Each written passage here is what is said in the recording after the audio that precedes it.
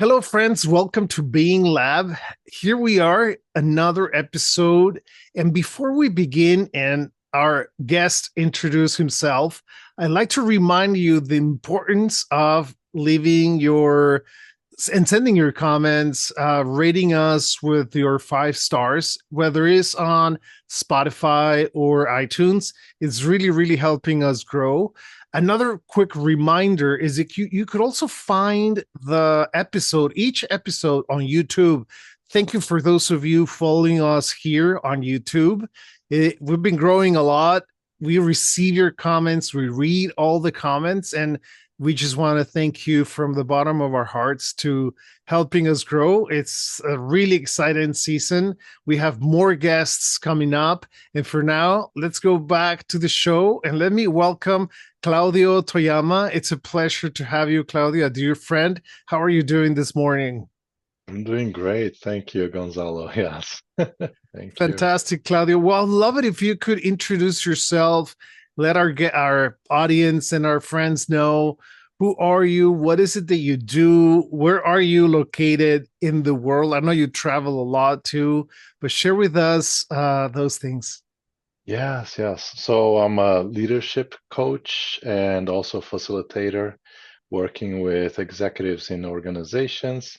And great that your podcast is called Being Lab because I always talk about who are you being? Mm, How are you showing up in the world? So it is not just about tools and techniques, but it is much on a much deeper level. How are you showing up in the world? And that's the work that I do. yes. Yeah. Oh, that's fantastic. It is Yeah. so needed. Thank you for doing that. I always think that when I come across with colleagues like you, friends like you, that are creating an impact and little by little changing the world in a way we are doing it together even though we're not physically there. I think it's a precious thing, so thank you for doing that. And I imagine that people are questioning or asking, well, what is it that these two guys are going to talk about? Let me give you guys the title of today's episode. Today's episode is titled Appreciate What You Have, the First Step Towards Abundance. And just a quick note, we may stray away from that topic because you don't know this, but I'm going to share with you. Cloud and I know each other for, I don't know if 15 years is close to when we've met. We've met back in Colorado and a training, if I recall correctly, or maybe even before that. But yeah, is that when we met? Do you remember? Yeah. Yes, yes, it was, about 15 years ago. Yes, I was just fresh to the US. Yes. Yes. And by the way, you ask, where I'm located. So I'm in Maryland, US now. And yes, yeah, we met about 15 years ago. Yes. That's It's been right. a long time. Yes, it has. Whenever I hear the song from Coldplay, Viva la Vida, it reminds me of you because that's exactly when, well, I don't know if that's when the song came out, but we used to listen to it. It was like this hymn, right, of Yes. connection, and it was really fun. So I have Yes. fun memories of that. Yeah. Going into the title and the idea of recording together, what can you tell us about the work that you do with leaders in organizations, and how do we begin to unfold or even grasp the idea that we can appreciate what we have, giving that, for instance, in the world today, we're living challenging times. What's the connection there? What can you tell us about it, Claudio? Yes. And I think that I would start even a little bit before my work with leaders. So 4 years ago, I found myself technically homeless. Mm, So I was, I didn't have a place to live. I had to give I was renting at the time, and I could not afford, even the payments, for my house. yeah. And it was such a strong period of my life that, yes, at that time it was really painful. But then, talking about appreciating what you have, I was focusing on what I had at that time. Yes. I had the love of my daughter that was with me. I had, a friend that could take me in, for 7 months in her house, yes, in her place, and host me for those times. I had some friends that believed in me when I couldn't even believe in myself. Mhm. So, yeah, so the work that I do, and that's the thing, after these troubling times, I started focusing on what do I really want to be doing in my life? Mhm. Yes. Yeah. What is the work that I really want to do? So the work that I do with the leaders is to, again, it is to appreciate what they have Mhm. and how can they become even better, a better version of themselves to Yeah. show up in a better light, and become, the what I talk about is, how can you blossom in this lifetime? Mhm. So, and again, if we're talking about appreciating what you have, that's at the core of everything. Yes. Because if you start appreciating what you have, you're gonna bring more of that. Yes, because there's your focus on that, you're gonna bring more of that. So this is one of the things, that I do, which is this deeper work, noticing, okay, how are you showing up at the moment? What can be changed so that you can become more influential, so that you can become more impactful and do the things that you really are here on this planet to do. Yes. Right. So one of the first exercises that I do with them is the eulogy. Okay. What would they like, for people to talk about as, okay, we're finite human beings on this planet. And what would you like people to talk, to say about you, yes, when Mm. you're gone? Yes. Yes. And sometimes they say, "Oh, what do you mean, Claudio, when I'm gone? From this course or from this, coaching engagement?" No, I mean from this, blue dots in the universe, yes, Yes. called Earth, yes. And that gives a lot of purpose, that gives a lot of perspective, for everyone. Yeah, so that's the kind of deeper work that I do. Yes, yes, yes. That's precious. That's a great exercise. I'll do it copyright. I'll do it at some point. I think it's powerful. It helps people really take a look at themselves. And when we do, which is one of the hardest things, we get to see, our legacy or what we could be doing better. I think it's really precious. And Yeah. which takes me to the next question, if I may. While I was listening to you, I was thinking, so who are they? Who are your clients? What are they yearning for? What is it that brings them to you? If you could share with us. Yes, yes. So I have two different types of clients that come to me. One is international folks, or or executives that have international teams. They want to understand, different cultures. They want to understand different perspectives. They want to understand the people that work with them. And a lot of times they come to me not because of this deeper work. They want just to solve a problem. Oh, I don't know how to delegate to these people, or I don't know how to communicate. I don't know how to negotiate. I don't know how to, it's right. I don't know how to X, Mm-hmm. Y, and Z. Yes. But then when I start talking about the deeper work, then they start realizing, oh, this is so much better than just knowing the tools and techniques. I always say, tools and techniques will not work fully if you haven't changed the way that you're being in the world, the way that you're showing up in the world. So the international community is one of the types of clients. The other type of client is federal government leaders. Mm-hmm. This is, through a partnership that I do, work with the partnership in DC, And I've been working now, I have worked with over 200 government leaders, just 13s and 215s, SCSs, and also appointees, to the White House, and also White House members as well. And they also want to talk about, negotiation, or how Yeah. can I lead better, and all of that. And then they find out, that there is so much more to it. Yes. Yes. Yes. It is really interesting. I think we both find ourselves in on the same path.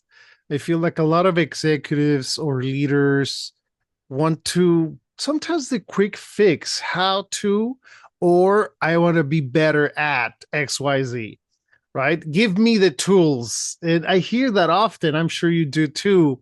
Okay, what's the tool that I need to be a better communicator? And what is it? How is it that I fix, this person that is not working for me? I can't have conversations with them.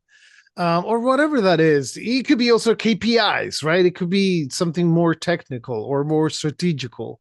But I think at the end, what I found myself, and I'm wondering if this happens to you too, often is not really about what they do, but about who and how they are as they perform their jobs or their duties or their responsibilities. And it could be as simple as taking the garbage out, right? It makes a huge difference, the attitude.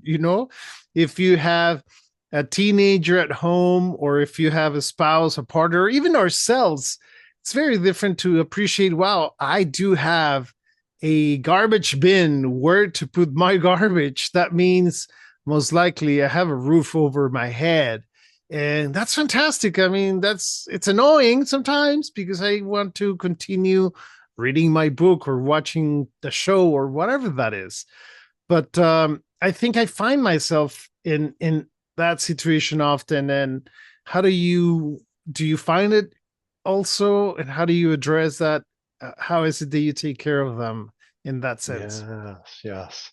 And just, some people, that are listening, maybe they say, "Oh, but these are important." Yes, they are important. Yes, tools and techniques are important. Yeah.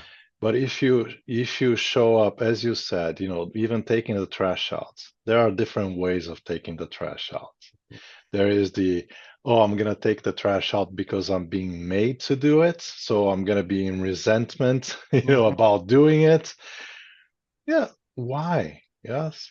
So are you shifting, the mood in which you're doing it? Mhm. So yes, tools and techniques are fantastic, but if you do the deeper work, and what I love is the conversation about care. Mm. What do you care about? Are you taking care of those cares? Yes. Yes. And this is very, very in line with the work that you do, Gonzalo, and Mhm. our learning as well. Yes, from ontological coaching and also generative leadership. Are you taking care of your cares? If not, Mhm. what needs to change so that you are taking care of your cares? Yes. This is a great reminder, because otherwise it is so easy for us to go on a daily basis and just like, oh, but this is tough or this is difficult. But if there is a purpose, if there is a vision, I'm taking care of these cares, then it becomes a little lighter. Yes, even though it is still difficult, but there is a purpose. So it's like, okay, I know why I'm doing this. Yeah, so Right. this is just another bump in the road. So Right. yeah. Yeah, this is really precious. Thank you for sharing that. I know it's going to inspire a lot of people who may want to initiate those conversations. Maybe they've never had that really precious conversation about taking care truly or finding it. A lot of people, I feel like they don't spend enough time to acknowledge those things that are truly important, actually beyond important, right? That are meaningful and that gives sense to what we do day in and day out. Um, and Claudio, I was also thinking, how do you what do you do when you find leaders that are ex- experiencing challenging times, and even you use the word resistance or resignation. um, and let me give you a little, just 30 seconds of context for that. um, Before we started recording, we had a brief chat, and you've mentioned, well, these are challenging times, and in in the US, and I think in other countries as well. This is not about being political. On the contrary, I think it's about acknowledging that a lot of people are facing challenging times, and that's a fact. We're not making this up. And so, how do we, as coaches or consultants, take care of those things? I think it's important. So, I love it if we could share, what is it that you're doing? What are you bringing to the table? What kind of conversations do you open, so that we can inspire other executives and or coaches that may be listening and watching us? Yes, yes. I've been thinking a lot about that, Gonzalo. Because yes, and as I mentioned before we started recording, because I work with a lot of government leaders, I'm in the midst of it. Yes, Mm-hmm. all the things that are happening right now, they are going through a lot of changes, and it can be a little overwhelming.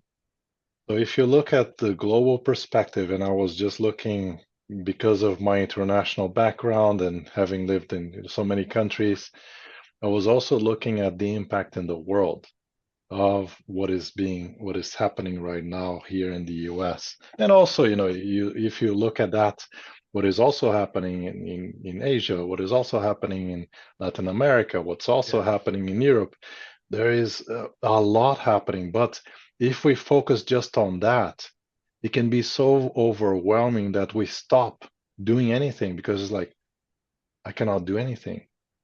So it is about refocusing what's in my power. The question that the leaders need to ask, the question that the listeners need to be asking is, what's in my power? How can I make a difference in my community with Mm-hmm. the ones around me? And that's where the ripple effects will start. Mm-hmm. Because otherwise it can be just like, oh my God, I don't have any agency, or I cannot do anything about it because the problems are so huge. Yes, they are so huge, but we're what, seven, almost 8 billion people on this planet. So if everyone does a little bit, it will be a massive Mm-hmm. impact. So, I love that question. What's in my power is really, it's really powerful because it forces us to take a look at ourselves instead of waiting for an exterior force, external influence, or someone to come and find a solution for us. I love that. I think it's we're very aligned in that way too. That there's nothing more. I think the antidote to take care of the world is going inwards instead of outwards, right? And it's difficult for a lot of people to understand, because often we expect that the world gives us the solution, that the government or the local assembly finds the way to change things, instead of saying, okay, what is it that I can actually do on my end? I think it's a yeah, very, very powerful thing. yes, yes. And again, I don't know how sensitive this topic is, but even if we look at the fires in LA Mm-hmm. that just happened, some Yeah. months ago, the ones that took in their own hands, okay, I'm gonna put these sprinklers, around my house. The house didn't burn. Mm-hmm.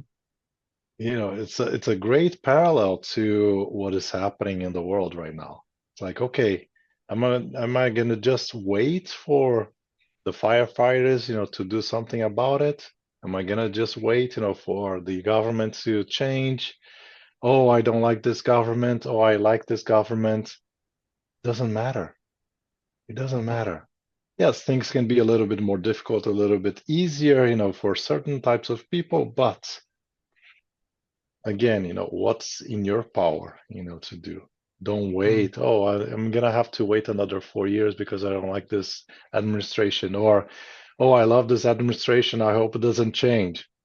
Doesn't matter. It's like, how can you make the most? Yes, as they say, if life give you lemons, are you making a good lemonade or not? Yes. Exactly. It's like, Yeah. That's a yeah.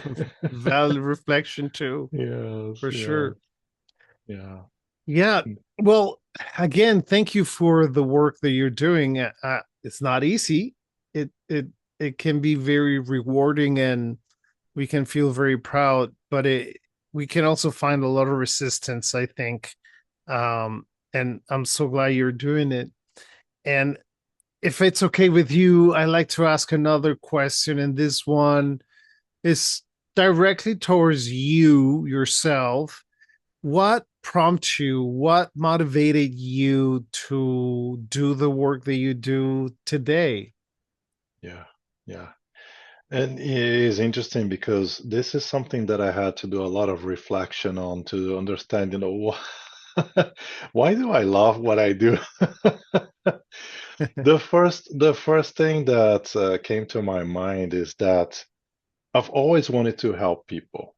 Mm, I was that little boy at school that always noticed, the one that was not the the friend, that was not playing with anyone. And I would be the one, reaching out and saying, "Oh, do you want to join us or do you want to play with me?" Yes. So there was always that happening like from an early age. okay. And then when I started, learning or studying to become uh, to have a profession, I was like, oh, what do I really love? And at Mhm. that time, coaching did not exist. Yes, Yeah. as we know it. Yes.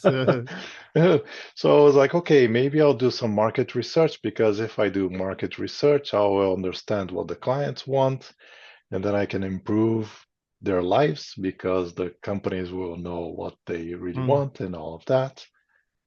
And then I went into customer experience and employee experience. So if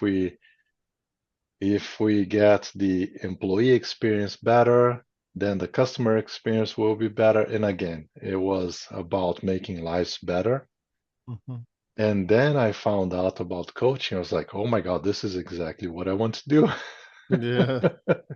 And especially working with leaders, because then there is that ripple effect, because their whole teams and sometimes their whole organization will shift because they shifted. Mhm. So that's where it came from. It was a want to improve everyone's lives.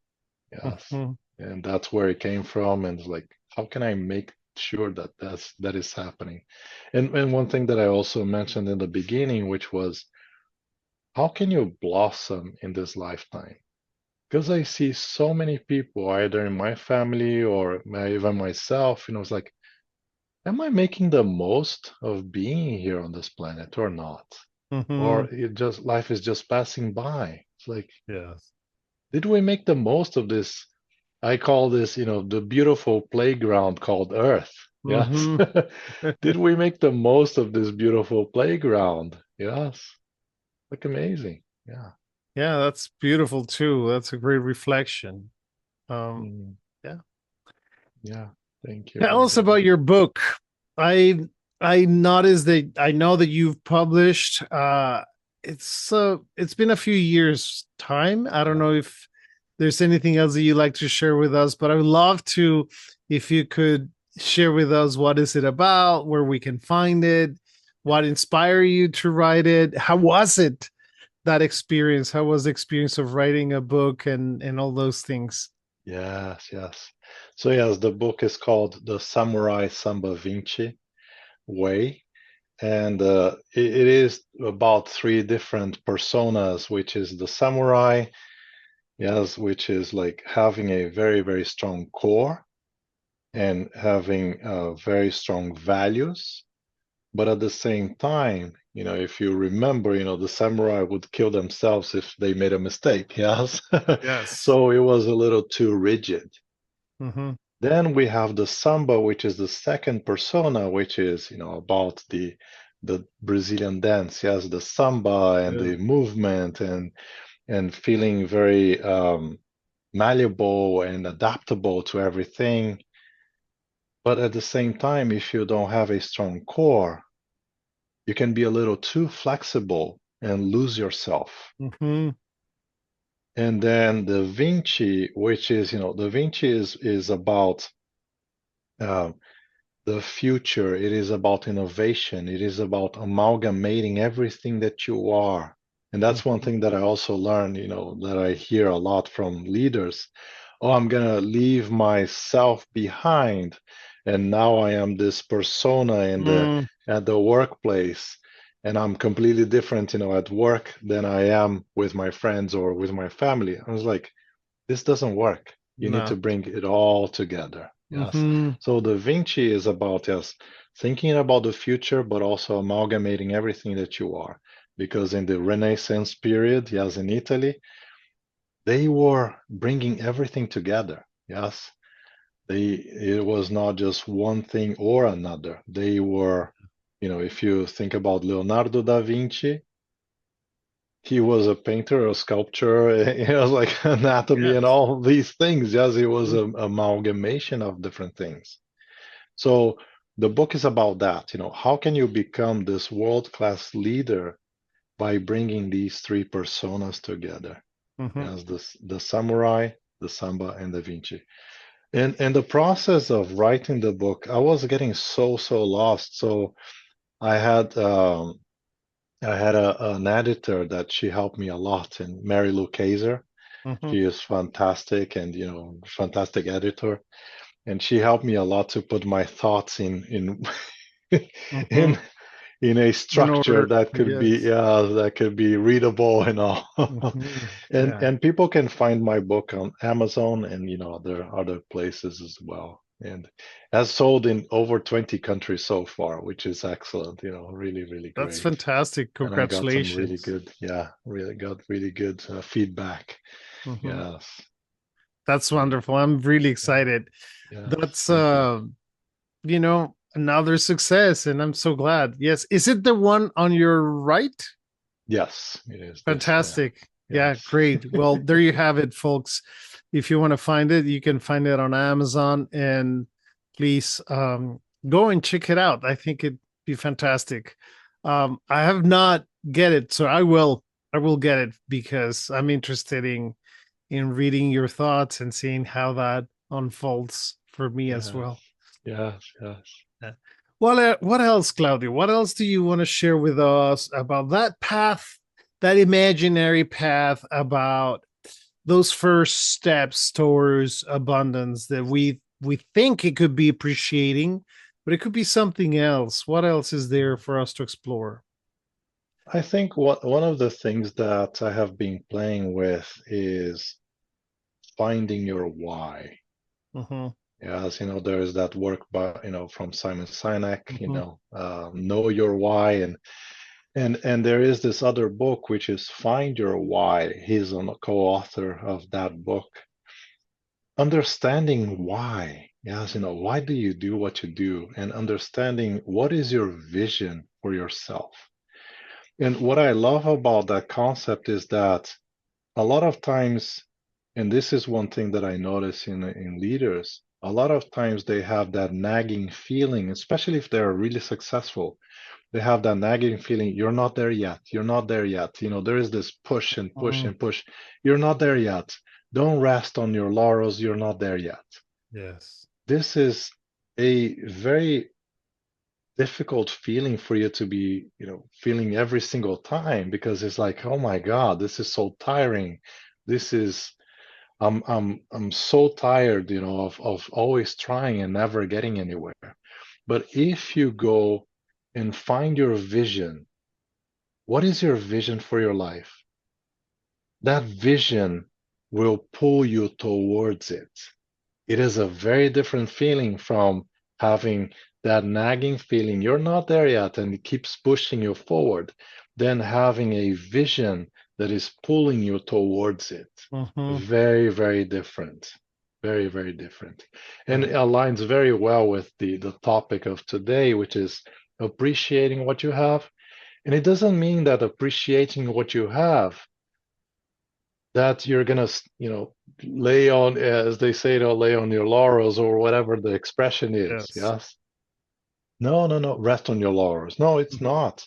You're gonna still continue moving forward because that vision is so, so strong and so impactful. So this Mm-hmm. is one thing that I would, yeah, recommend. Yes. Yeah. Yeah. I'm wondering, for people who may not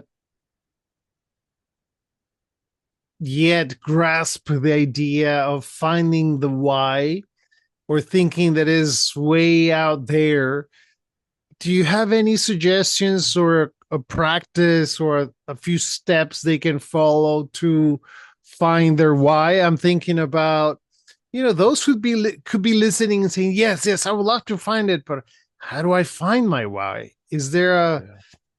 formula, quote unquote? Mhm. Yes.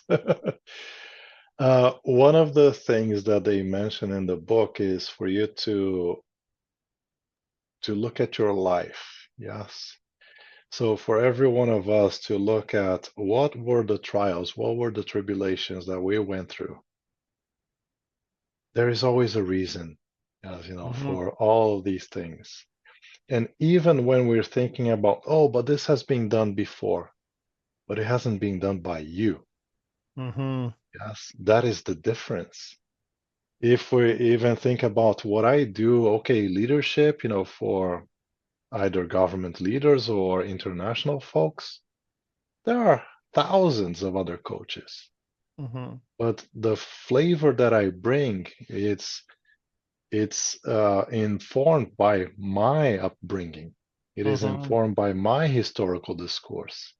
So, in order for them to find their why, and going back to your question, finding their why, look at the past. What were the trials, tribulations that they went through? There is always a reason for that. It's like, getting, thinking about that, what can I bring to the world? What Mm-hmm. is the different prism, that I can bring to the world, different perspective that I can bring to the world? Yeah. Yeah, that's beautiful. Yeah. I hope that if they have more questions or insights, they reach out to you. I think that would be precious too if you're open to it. Yes. Uh, a lot of the people that listen to the podcast are yearning for not only tools, but also practices and things. And sometimes they connect with our guests. So I love it if they could do that. And in starting to close this conversation and let you continue with your busy day, um, I would love to ask you a question about, given the place where you are today, that you've wrote a book, you have your clients. What's next for Claudio? What are your dreams? What are you imagining that you'll continue doing, if you want to share with us? Yes. Yeah, I have been working on that, which is what I really want is to build a community of like-minded people Mm-hmm. that want to make a bigger impact in the world. So that's what I have been working on right now. Mm-hmm. And a lot of times when things are happening, I also get down. I also get a little depressed and feeling like, oh, it is a lot. There is so much happening. But then we have power in community. Yeah. Yes, we have a lot of power in community. So everyone can bring each other up. Yes, and get that positive what is that called? The the positive, spiral. Yes, Mm. so things are getting better and better Right. because we are in community. So that's my next step. Yes. I like Yes. it. Yes, Yeah. let us know if we can do anything to support that community, and Thank you. please stay in touch. I'd love to. I think it's critical, yeah, creating a community where we obviously have like-minded, people, but also maybe even they could share similar cares and whys. And I think that could make it really, really interesting. Not Yeah. necessarily identical, but something similar unites people. I think that will be precious. Yeah. Um, Claudio, where can people find you? Can you share with us all your social handles and your website? Where can they find you? Yeah, so they can find me on my website is being redone, so it's like I don't have a website right now. No problem. I took it down, but they can find me on LinkedIn. So Claudio Toyama, I'm the only Claudio Toyama in the world, so it's easy for them to find me. And also on Instagram as well. I haven't posted much, lately, but they can find me there. I'll start posting back again Mhm. very, very soon. So Claudio_Toyama, and I'm there, on Instagram. So these are the two platforms that I have been using more often now. I'll be Fantastic. using. Yeah. Wonderful. Please go there, follow him, send him your questions or concerns. Have invite Claudio to your retreats or next gigs for your company. I'm sure you'll have a blast. Anything else in closing, Claudio? Anything else that you'd like to share with us before we say goodbye? No, I thank you very, very much, Gonzalo, for this opportunity, and thank you, for the deep conversation. Mm-hmm. Thank you. Thank you, Claudia. It's been a pleasure. It's great to see you after so many years. I know that we need a lot to catch up and get caught in conversation. But for now, thank you very much too. And let me say goodbye to our audience. We want to thank you also for listening to this episode. Please stay in touch. A quick reminder to leave your comments, send your comments, and rate the show. That helps us continuing, growing and finding more people like you, which is something that we really, really strive to. So thank you very much. And one more thing before I forget, remember that some episodes are in English and some episodes are in Spanish. And many social media platforms nowadays have the capacity for you to turn on the closed caption in either language. So if you're having trouble and you can't understand or hear, please reach out, let us know. We will be happy to help you so you don't miss an episode in regards to language. Okay, send your comments. Thank you so much once again, and looking forward to staying in touch.